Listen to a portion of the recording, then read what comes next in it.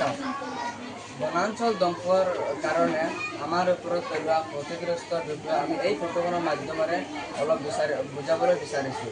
বনাঞ্চল ধ্বংস হৈছে বৃহৎ পৰিমাণৰ গছ গছনি আৰু বনভূমি ধ্বংস কৰা, যিটো এটা ডাঙৰ সমস্যা।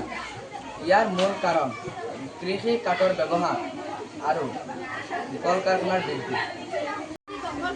কাঠবোৰ যেনেকৈ কাঠ কটা, কল কাৰখানা, উদ্যোগ আদি নিৰ্মাণ কৰা, নতুন চহৰৰ সৃষ্টি আৰু পশুপালন, কৃষি এইবোৰৰ সৃষ্টি কৰা, এইবোৰ পালন কৰা।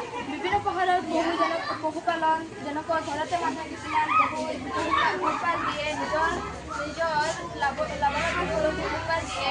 আনহাতে নগৰ কল কাৰখানাবিলাকত বিভিন্ন ধৰণৰ উদ্যোগ আদিৰ বহুত বস্তু সামগ্ৰী উৎপন্ন হয়। যেনেকৈ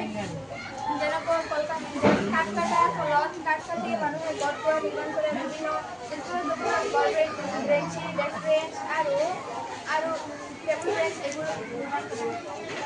জলবায়ু পৰিৱৰ্তন। আজিকালি মানুহে গছ-গছনি কাটি অক্সিজেনৰ নাইকিয়া হৈ পৰিছে, যাৰ ফলত কাৰ্বন ডাই অক্সাইডৰ বৃদ্ধি পাইছে আৰু গোলকীয় উষ্ণতা বৃদ্ধি পাইছে আৰু জলবায়ুৰ পৰিৱৰ্তনৰ সৃষ্টি হৈছে। আৰু জীৱ বিচিত্ৰৰ প্ৰতি যেনে উদ্ভিদ, জীৱ-জন্তু আদি বাসস্থানত থাকিব